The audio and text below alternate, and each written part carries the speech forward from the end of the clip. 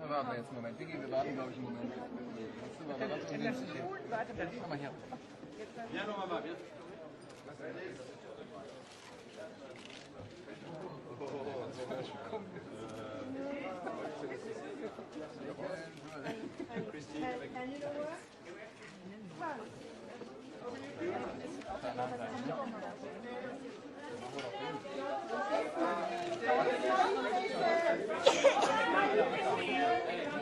Hallo.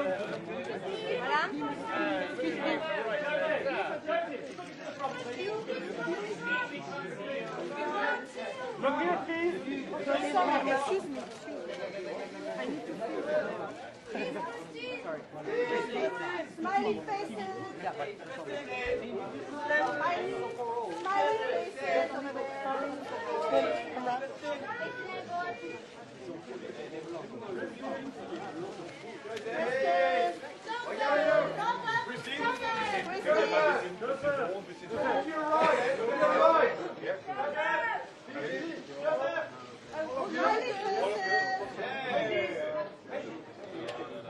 Joseph and Christine, please. Joseph and Christine.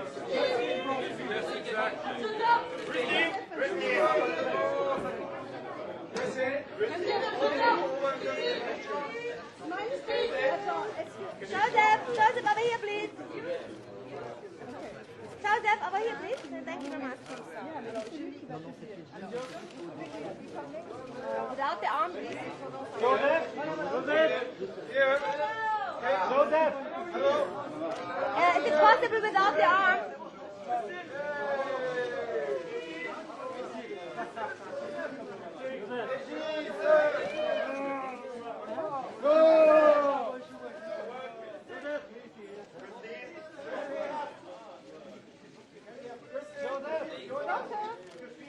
Is it possible without the arm? To the right one time, please. To the right. Joseph, here, please. Right side, thank you. Can you all straight ahead, please? Yes. Joseph, can you turn to our side, please? Could you please? Can you all turn to our side? Turn. Yes. Okay.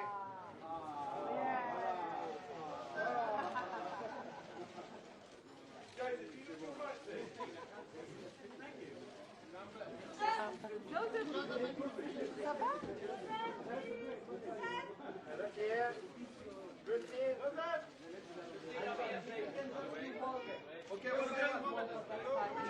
Non, mais pas devant.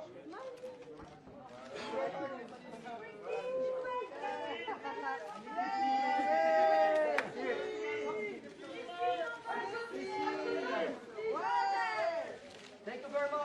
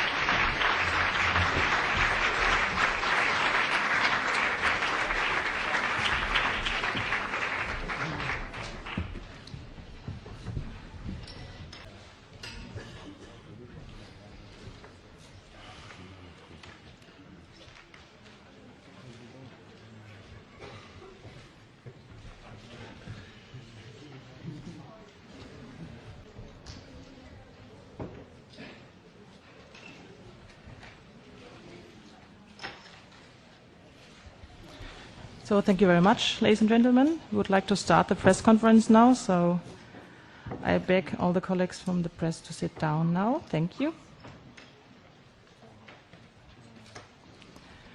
Ladies and gentlemen, welcome to the press conference to the competition movie Man to Man by Régis Vanier. And I'm going to introduce our guests to you, and starting from your very left.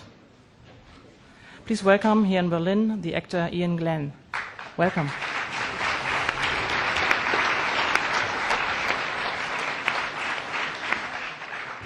And please welcome Kristen Scott Thomas, who played Mrs. van den Enden. Welcome in Berlin.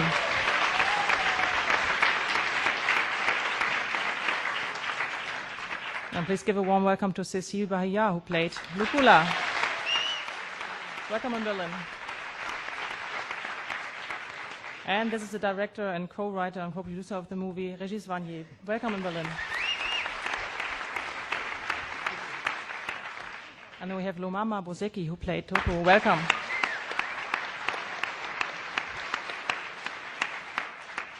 And this is Joseph Fiennes, Mr. Jamie Dodd. Welcome in Berlin.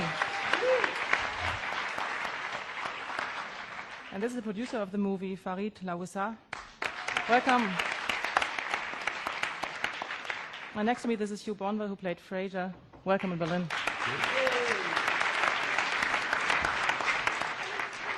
So we are ready for your questions now. Okay, over there. Wait for the microphone, please. There's another question in the middle. Hi, I'm Deike Steiger for the webpage Filmstarts.de. I have a question for Mr. Glenn and Mr. Bonville. You're portraying both kind of obsessed scientists. How did you prepare, and how do you think your characters came out? More of the racism issue, or is it obsessed scientism, or is it a mixture of both? You? I based my entire performance on Ian Glenn telling me what to do. So he read A.N. Wilson's The Victorians and read out the best bits, and I grew a stupid moustache. As you see, he now has a stupid moustache. Now, I think it's a fairly clear distinction between the three men in that Joseph's character is the man who understands the humanity of the pygmies very early on, that Ian's character is the obsessed scientist, and I fluctuate in the middle, and am torn between the two polar opposites, really. I hope there's more to it than that, but that's the sort of the middle ground that I think the character of Fraser takes over to the man with the moustache. Yes. No, it's interesting, the earlier question about sort of ducking the racism, which I found confusing as well, only in the sense that I don't think I play an obsessed scientist. I think I play somebody who had the received opinion of the time, and I think that's what's interesting about the film. And from everyone's perspectives, all we try and do is inhabit this story inside that period, and what we try not to do is make judgments on it. What we try not to do is say, wasn't he silly, wasn't he a bad person, wasn't he misjudged? I think probably of all the characters in the film, I play somebody that the Victorians would have most sympathized with. I truly believe that. And that's what makes the film interesting. I think film often tries to guide you towards conclusion, and I think this film maybe asks the viewer to work a little bit differently from that. One's not guided, it's not clear cut. It reveals a period and a time and a set of attitudes, and if one wants to try and bring that up to date and make modern take modern conclusions and see how that can help us perceive the world as it is now, that's for us to do. But I think we're very true in the film. We give a true picture of the time. Well, I hope we do. Anyway, that's what I attempted to do. It was not judging, but just playing.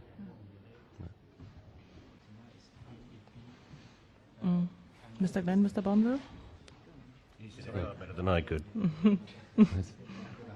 No, I think that's right. In Alexander's mind, I actually think that he feels very strongly that he is pursuing the scientific evidence, and he sees in his fellow scientist somebody who's been emotionally twisted out of shape and is losing his ability to see objectively. I have to remember at the time they were very, very popular theories, what they were investigating. It had been fairly recent that Darwin had produced his theories of evolution, and there was a huge desire for people to crack that missing link. And these guys were sort of superstars of their days. They're kind of equivalent of our modern film stars. The explorers and scientific explorers were hugely popular and much written about in Victorian times. And so the pressure to succeed was great. And I think it still can be. I think it's a very interesting moment when a scientist knows that he feels that he's got 95% of a theory and 5% doesn't quite fit, but hell, let's publish anyway. And I think that's kind of where there seemed so many things that at that time for them seemed right, and they just couldn't resist, you know. I mean, it was obsessional in one way, but in some ways just thinking, I'm so sure that I'm right that publish and be damned. It's also, I don't know if this is on, so maybe I should, oh, it's on. An interesting thing where one is touched by the humanity and the others may be driven by an ambition, and the ambition also gets the better of them and twists their scientific equations in order to add up to something that will give them reverence and respect. So they're all pulled away and contorted through the sort of the dynamic of their African counterparts. Yeah. Let's not forget that the issue of medical ethics will always be with us. When does research step over the line? But let's also not forget that in parts of America it is illegal to teach Darwinism in schools. So, you know, the whole spectrum is covered in that, really. Thank you very much. The last question goes to the gentleman over there. Eine Frage an Christian Scott Thomas. My question goes to Christian Scott Thomas, please. In the film, now, in the film, the scientists, the men, often give way to their emotions and can actually release their emotions. But you, as a female character, always have emotions under control. Now, looking back at your career, is that true even today, that women, if they want to be successful, must be controlled, must be self-restrained, more than men are supposed to? I'm torn. Part of me thinks that yes, we do have, and the other part of me says no, we mustn't. So I think we have to be a lot more disciplined. We have to be a lot more. I've got a big battle horse here going. I think it's much more. I think it's much more difficult to succeed today. For a woman to attain the same heights as a man, it is still much more difficult. Okay, thank you very much. Thank you for being here, and thank our guests for being here and for this wonderful movie. Thank you very much.